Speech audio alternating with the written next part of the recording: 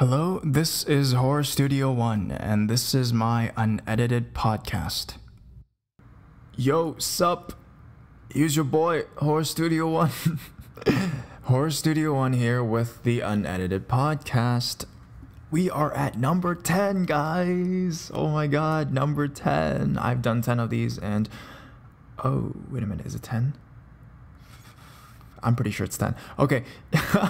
God, if it's not 10, how embarrassed would I feel? Should I just delete this thing and just pretend it never happened? No, I won't do that. I promised I won't do that. I promise I won't do that. So yes, we are at the 10th unedited podcast. And I'm very happy, and due to popular demand, I have decided that I'm going to do something today that a lot of people have been liking, have been telling me to do, and I'm going to do that for you guys today. I'm going to talk about the videos I've made, and I've gotten a lot of likes on that. And I said if you guys wanted me to do more of just describing or just interpreting, explaining why I made certain videos, just comment and like. And a lot of you guys have been liking that, so I've decided to do that for you guys today. And the story I want to explain is actually a fairly recent one I did. And there's actually a bit of a story that comes along with it, and I find that pretty interesting and a bit touching as well. So if you guys are ready, just, grab a cup of coffee, sit in a comfy chair, turn off all your music, because we don't want that. You just want to listen to me.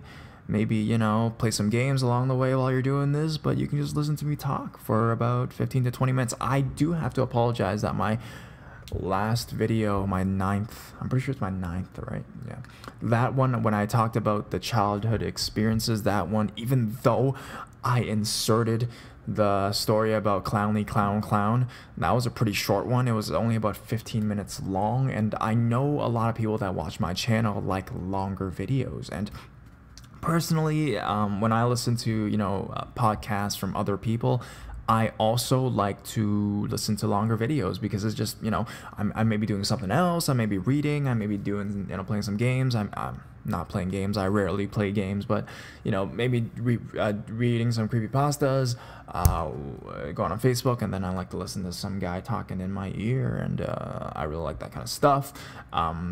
Yeah, so I'm going to try to make this one maybe a bit longer. I'm not going to force it, though, but I'm just going to tell you more, because I know you guys like listening to me. I know you do. I know you guys like listening to me, man, so I'm just going to go for it, Arrogant prick.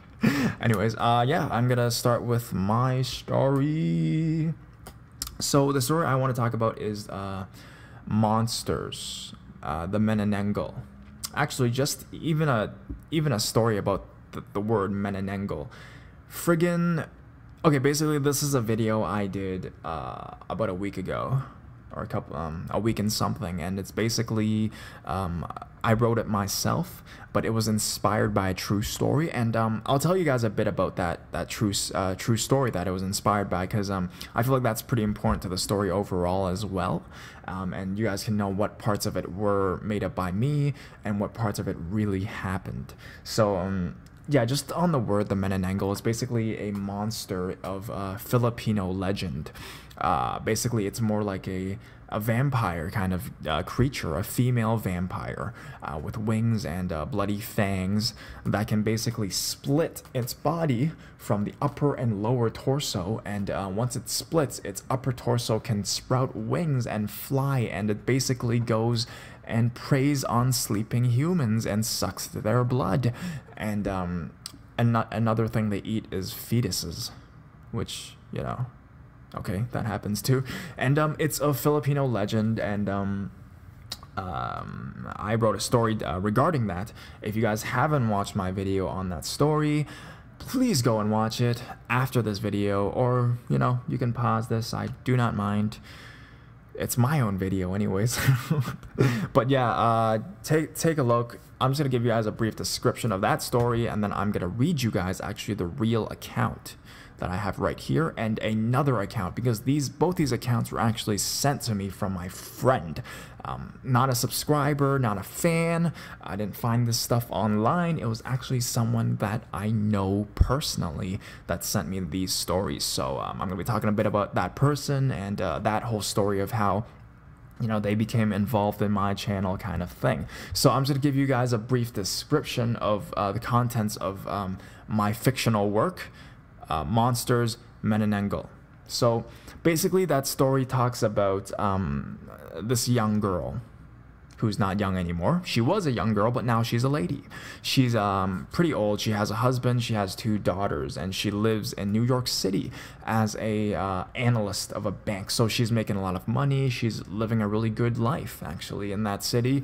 And yeah, things are going really well for her. And she's looking out the window and she's thinking about the past, and she's talking about monsters and the fact that when she was younger, when she lived in the Philippines and not in America, she basically had to live a really harsh life. A lot of stuff happened to her.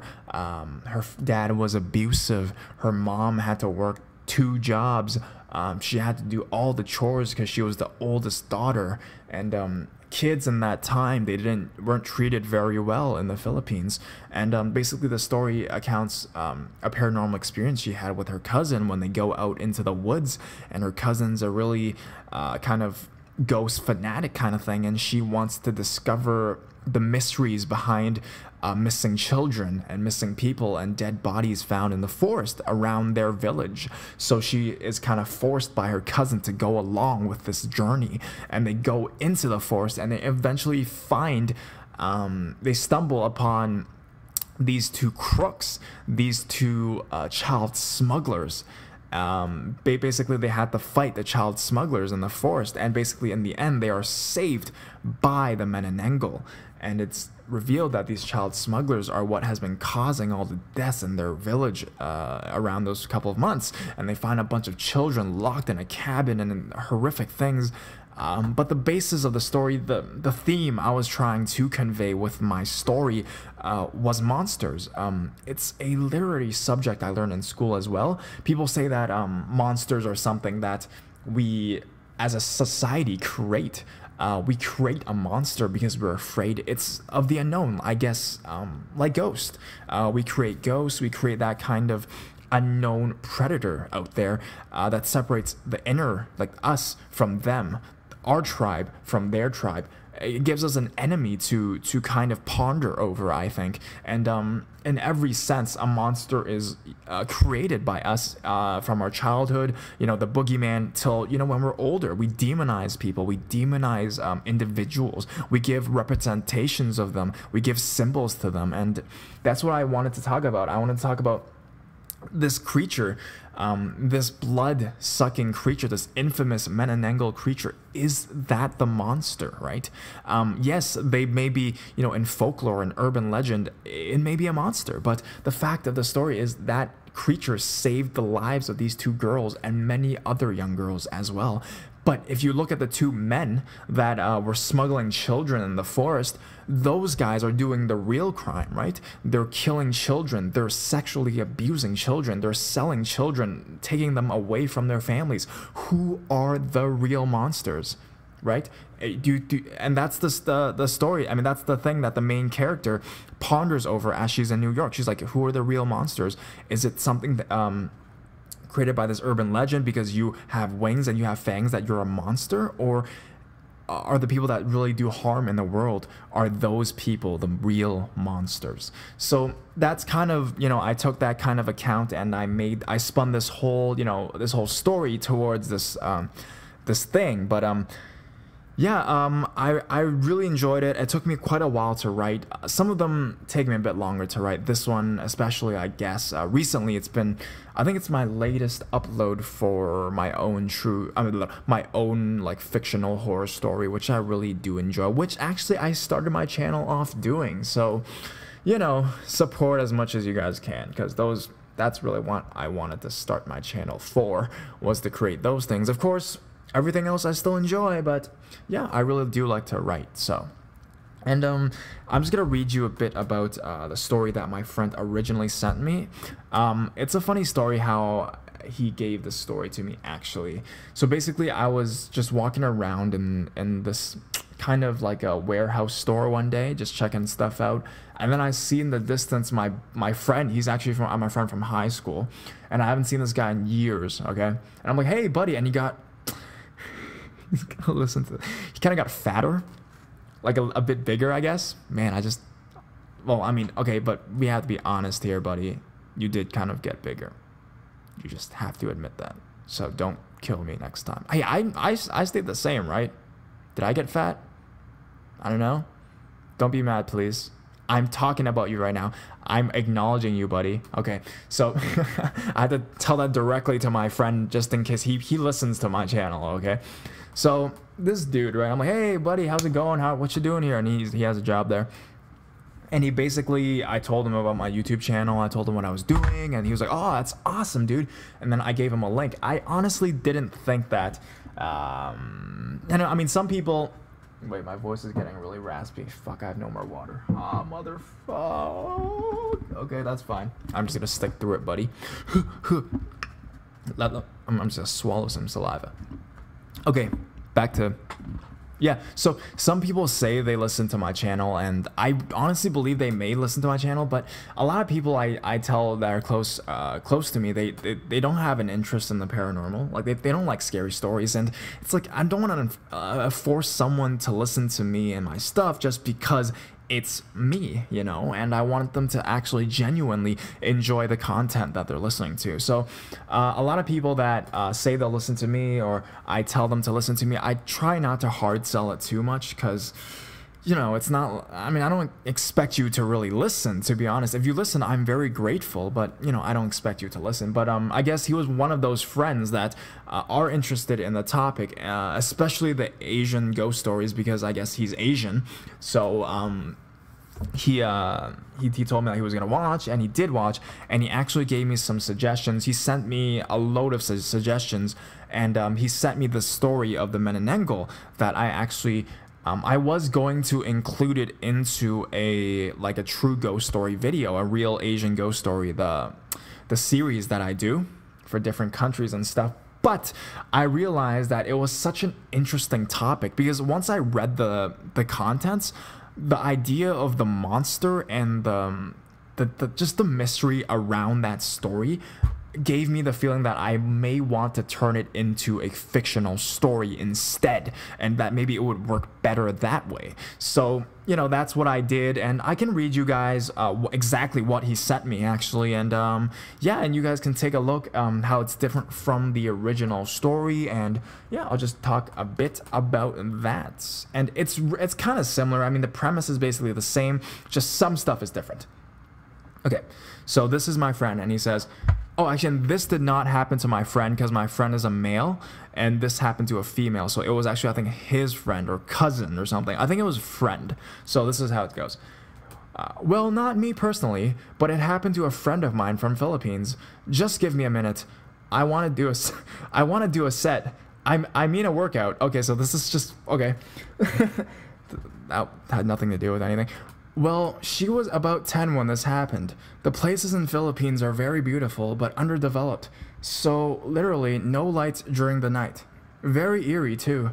That's why adults advise kids never to go outside, because you will never know what will happen.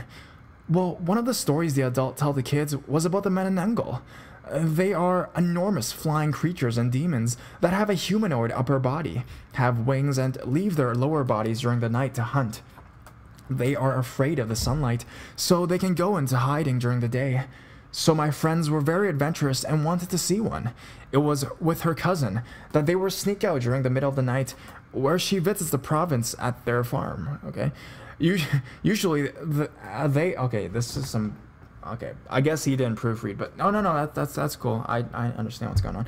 Usually after 30 minutes after they are out, they usually stop because of mosquito bites, plus they don't find anything.